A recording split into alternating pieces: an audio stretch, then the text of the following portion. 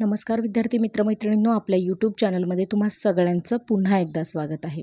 आज मी घेऊन आलेले तुमच्यासाठी असाच एक नवीन व्हिडिओ, ज्यामध्ये तुम्हाला या ठिकाणी लक्षात येणार आहे की 10वीच्या विद्यार्थ्यांच्यासाठी यावर्षी बेस्ट ऑफ 5 असणार आहे किंवा नाही, आणि असेल तर काय फायदा, नसेल तर काय फायदा, या संदर्भातली सगळी चर्चा आपण या ठिकाणी करणार आहोत।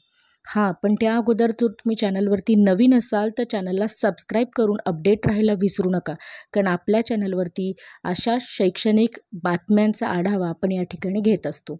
आपल्या आधीचे जर 2 न्यूज जर तुम्ही बघितलेलं नसतील की आपली 12वीची जी काही तारीख आहे निकालाची, त्या संदर्भातली बातमी, आणि त्याचबरोबर अजून एक त्याच्यामध्ये तुम्ही बघू शकता की आपली जी काही फी माफ झालेली आहे त्याच्या व्हिडिओची लिंकसुद्धा मी आपल्या डिस्क्रिप्शन बॉक्समध्ये दिलेली आहे।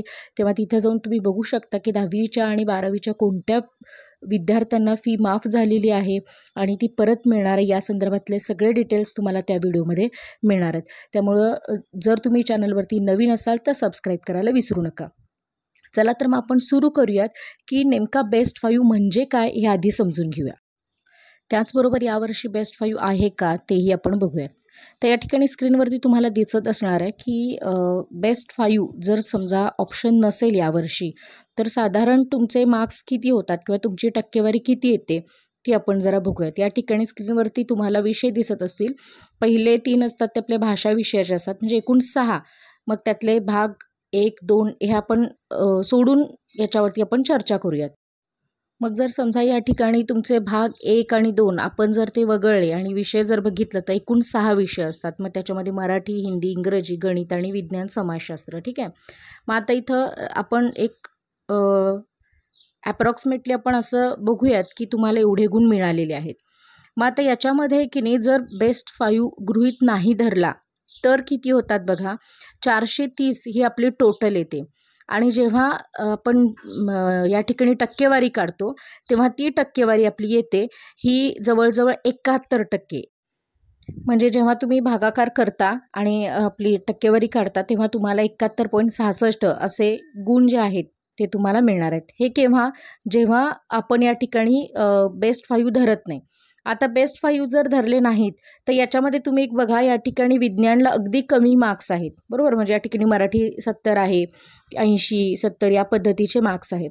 मग आता जर बेस्ट 5 आहे असं जर आपण म्हटलं तर या ठिकाणी मी पुन्हा तेच गुण या ठिकाणी दाखवलेले आहेत बघा। पहिले होते बेस्ट 5 नसताना तुमची टक्केवारी टोटल येते, जे टोटल गुण होतात 430 आणि तुमची टक्केवारी येते 71.66। मग आता या ठिकाणी जेव्हा बेस्ट 5 आहे असं म्हटलं जातं किंवा बेस्ट 5 गृहीत धरला आपण, तर या ठिकाणी तुम्ही बघू शकता बेस्ट 5 मध्ये, बेस्ट 5 म्हणजेच खरंच बेस्ट असतात जे 5 विषय आहेत। आता एकूण जे 6 आहेत की विषय, तर त्यातले कुठलेही जे 5 विषय ज्याच्यामध्ये तुम्हाला खरंच खूप चांगले मार्क्स आहेत। मग आता इथं तुम्ही बघू शकताय की मराठीला 70 आहेत, हिंदीला 80, इंग्रजीला 70 आहेत, गणिताला पुन्हा 80 आहेत आणि समाजशास्त्राला 80 आहेत। मग विज्ञानला या ठिकाणी सगळ्यात कमी गुण आहेत। मग बेस्ट 5 पकडताना आपण काय करतोय, पहिले 5 नाही किंवा मुख्य 5 असं काही नाही आहे। या ठिकाणी जे सगळ्यात बेस्ट मार्क्स ज्या 5 विषयांना आहेत ते या ठिकाणी काय केले जातात, काढले जातात।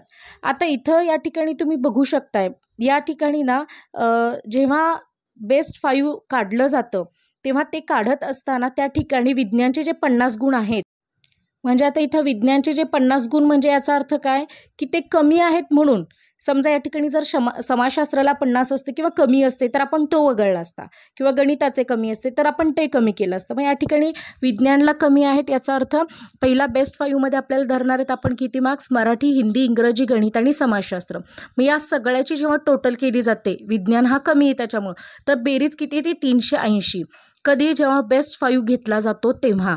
मग आता इथं एकूण गुणांची जर आपण तुलना केली तर या ठिकाणी जेव्हा बेस्ट 5 नाही आहे तेव्हा 430 येते, आणि जेव्हा बेस्ट 5 पकडला जातं तेव्हा या ठिकाणी 380 येते। मग हा फायद्याचा की तोट्याचा बेस्ट 5, तर अजून पुढे आहे व्हिडिओ, तुम्ही बघा म्हणजे लक्षात येईल तुमच्या। या ठिकाणी तुम्ही बघू शकत असाल की जेव्हा या ठिकाणी बेस्ट 5 नव्हता तेव्हा बेरीज आली होती 430, त्याला आपण भागिले केले सगळे विषय, म्हणजे एकूण 6 विषय। पण या ठिकाणी जेव्हा बेस्ट 5चे सगळे विषय म्हणजे बेस्ट 5चे जे 5 विषय आपण घेतो त्या 5 विषयांमध्ये एकदम कमी गुण ज्या विषयाला आहेत तो विषय आपण काय करतो, गृहीत धरत नाही. मग या ठिकाणी आपण विज्ञान वगळलेलं आहे. मग जेव्हा 5 विषयांचे गुण एकत्र केले जातात तेव्हा त्यांची बेरीज येते 380. पण थांबा, या ठिकाणी जेव्हा भागाकार केला जातो, टक्केवारी जेव्हा काढली जाते, तेव्हा मात्र 380 भागिले 6 न करता 5 विषय आहेत म्हणून 5 केल्यानंतर या ठिकाणी टक्केवारी किती येते, 76. मग मला सांगा की जेव्हा या ठिकाणी बेस्ट 5 आपल्याला मिळतो तेव्हा नक्कीच आपल्या टक्केवारीमध्ये जवळजवळ 6 ते 7% वाढ बघायला या ठिकाणी तुम्हाला मिळते.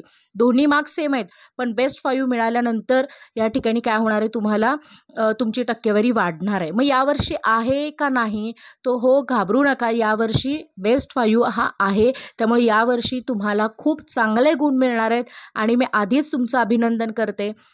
चला तर मग निरोप घेते. व्हिडिओ माहितीपूर्ण वाटला असेल तर शेअर करा, लाईक करा. धन्यवाद.